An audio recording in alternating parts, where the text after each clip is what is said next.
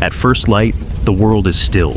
On a ridge of red earth, a mother Tyrannosaurus stands over her nest like a fortress. Fog drifts through the brush below, cold and silent. She draws in a slow breath, eyes moving left to right, searching the shadows for anything that dares come close.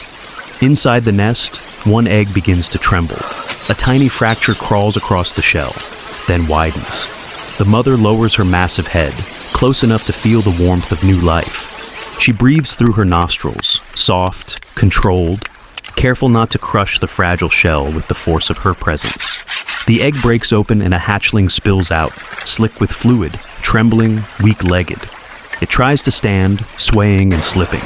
The mother leans in and touches its back with the tip of her snout, steady and gentle, guiding it toward a patch of dry grass warmed by the rising sun.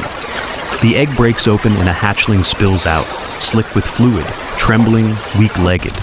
It tries to stand, swaying and slipping. The mother leans in and touches its back with the tip of her snout, steady and gentle, guiding it toward a patch of dry grass warmed by the rising sun. She leaves the nest only briefly. Her movements are quick and efficient, silent for something so large. Moments later, she returns with prey in her jaws, a thick-bodied animal like an oversized lizard. She drops it in front of the hatchlings, head tilted forward, eyes fixed on them. The message is clear: eat and grow. Hunger takes over.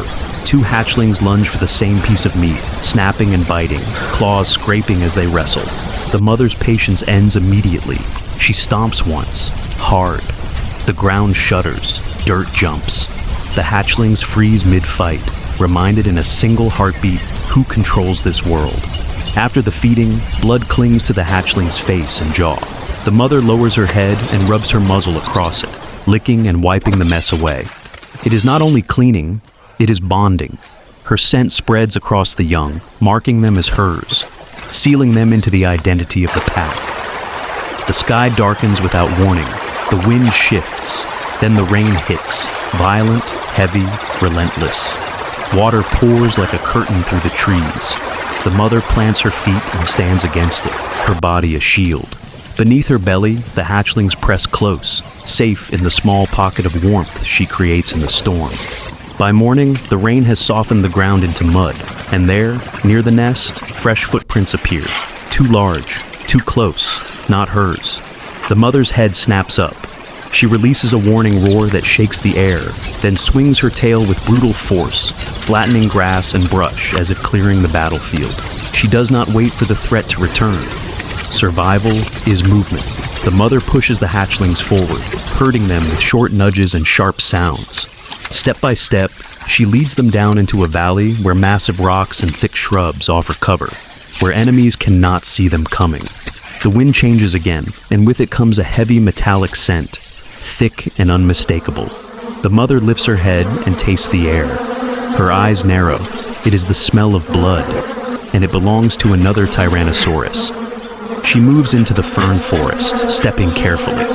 Her feet sink into wet ground with a deep thud and a soft pop of mud. Ferns sway as she passes. Somewhere ahead, something breathes too hard, moves too slowly, and tries to hide while bleeding. Then he appears, an old male T-Rex, worn down by time. His sides are hollow, his posture sagging, his breath fast and strained.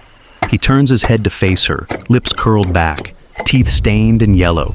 He tries to roar, but the sound is thin, more warning than power. The mother does not rush blindly. She looks back and growls low, an order, not a suggestion. The hatchlings scramble behind a boulder and press into the stone. Only then does she step forward, shoulders rising, body tall, driving the weakened male toward the edge of a slope. She explodes into motion. In one brutal lunge, her jaws clamp onto his shoulder and neck. Flesh tears. Blood sprays across the dirt. The old male staggers sideways, but pain does not end a Tyrannosaur's will. He snaps back, teeth flashing, desperate to survive. He bites into her lower jaw, locking on and pulling hard. The impact jolts her head sideways. Both giants twist and shove, claws digging trenches in the ground. Mud and soil fly. Their bodies collide again and again, two mountains fighting for the same piece of earth. The mother shifts her stance. She turns her body at the right moment and slams into him with her full weight. The old male loses balance, his legs slipping out from under him. Before he can rise, she bites deep into his ribs, hard, final, and merciless. The struggle ends in silence. She stands over the fallen body, listening. No movement, no threat. Only then does she release a long roar, deep and echoing through the trees. The hatchlings emerge slowly, stepping out with wide eyes, staring at the enormous lifeless form in front of them. She tears into the carcass, pulling free the softer flesh, belly and rib meat, and drops it down for the young. The hatchling bites carefully, chewing in small pieces. Its body trembles, not from cold, but from the raw intensity of blood and death so close. The smell spreads quickly. Scavengers appear from the brush, bold, hungry, watching. The mother snaps her head up and roars, charging forward with violent speed. The scavengers scatter. This food is not theirs. Not today. Not while she still stands. Beyond the trees, the land opens into a cold plain. A line of mammoths moves across the frozen grass, their bodies steaming in the air. The mother T-Rex remains hidden in shadow, watching them with absolute focus, measuring distance, movement, weakness.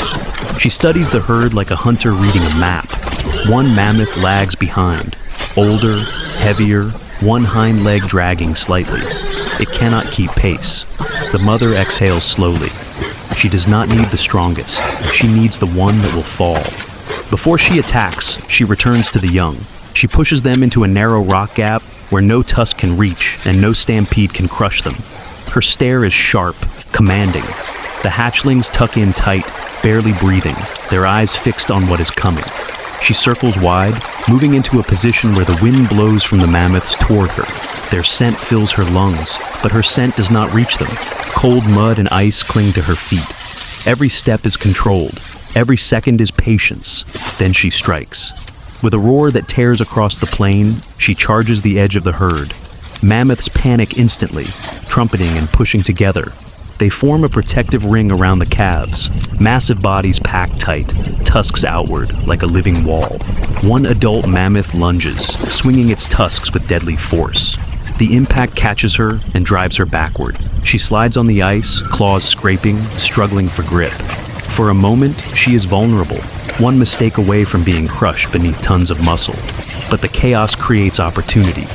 The old mammoth breaks away, stumbling out of formation, fleeing alone. The mother's head snaps toward it. Instantly, she changes direction, faster, sharper, pursuing the isolated target like a spear thrown across the snow. She closes the distance and bites into the back leg, deep into the tendon that holds the giant upright. The mammoth screams, its leg collapsing under its own weight. Snow explodes around them as it struggles to run on a broken foundation. Two low rumbles roll through her chest.